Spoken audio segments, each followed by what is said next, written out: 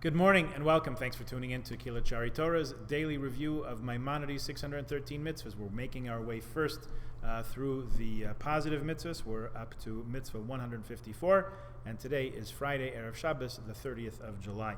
Positive mitzvah 134, resting on Shabbat. Now, sounds to us a little bit like resting is not doing things, right? Don't go to the store, don't go to the mall, all these things.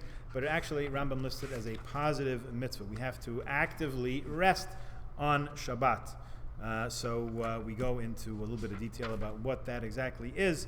But we look deeper in Tractate Shabbat, which our Women's Essential Talmud Study Group is making its way through on Monday afternoons.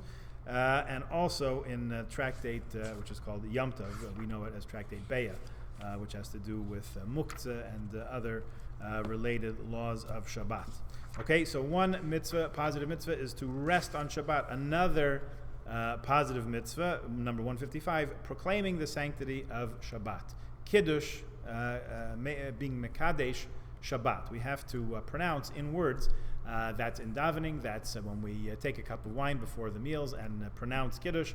Baruch atah Hashem Mekadesh HaShabbat. Blessed are you, God, who sanctifies, makes holy, makes distinct and unique the Shabbat. And that is another aspect to our observance of the Sabbath day in the positive sense. When we get to the prohibitions, the negative mitzvot, we'll also mention some things in there that make Shabbat unique and special.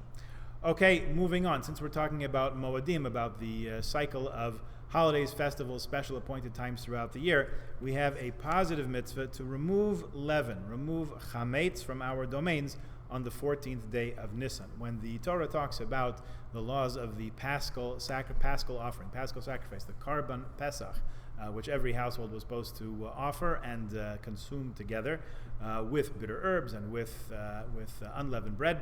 So you are not allowed to offer that korban or enjoy its taste while you are in possession of leavened products, which could be alcohol, liquor, beer, in addition to crackers, bread, cereals, and all those other delicious things that we enjoy throughout the rest of the year. So it becomes now a positive mitzvah, an injunction.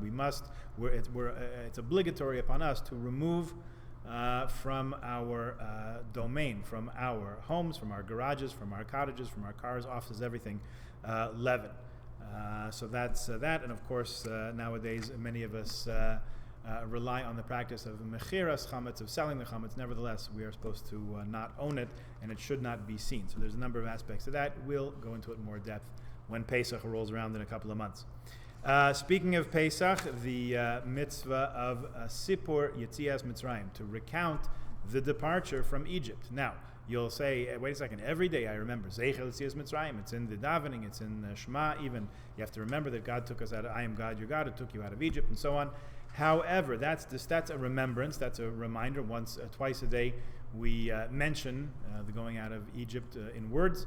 However, to recount the story, to tell all the details of it, that's a different mitzvah. That's positive mitzvah 157, which we fulfill on the Seder night, or for those of us who live outside of Israel, on the 2 Seder nights, when we not only mention that God took us out of Egypt, but we tell all the details. What did we wear?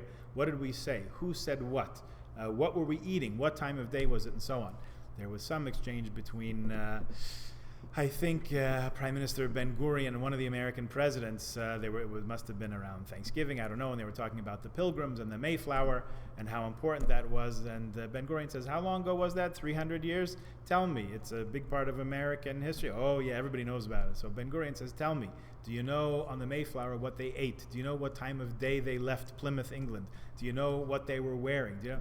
He was making the point that when we tell the story of Yetzias Mitzrayim, of the Exodus from Egypt, you know all the details, and it's in the Haggadah, and we recite it, we hand it down, we ask questions, and so on.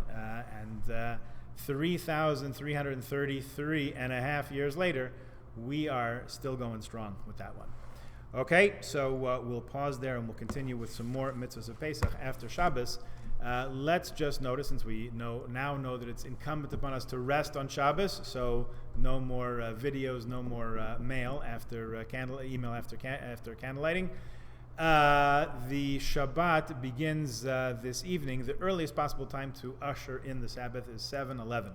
11 minutes past 7 o'clock is the earliest time you can light candles and make Kiddush and welcome the Sabbath Queen. We are still not quite ready to resume our Friday night minyan, but we'll hopefully do that soon. If you'd like to all daven together, so 7 p.m. would be the time for Mincha and Kabbalat Shabbat. Actual candle lighting time this evening is 8:24. 8:24 p.m. is candle lighting. Tomorrow morning, Mir Tzshem will gather for a nice minyan here in Shul, 10 o'clock. We're still on the abbreviated schedule, so we're starting a little bit later. We are omitting part of the ending and part of the beginning, part of the ending of the Shachar service to make it a little bit more time-friendly, to minimize our time in Shul. Hopefully that will change soon also. Shabbat ends 9:31 tomorrow night, so please join us for a wonderful Zoom Havdalah, 9:41 p.m., about 10 minutes after Shabbos ends. Have a wonderful, restful, positive Shabbat. Enjoy it, sanctify it, make it holy, make it good, make it yours, and we will see each other afterwards. Good Shabbos, Shabbat Shalom.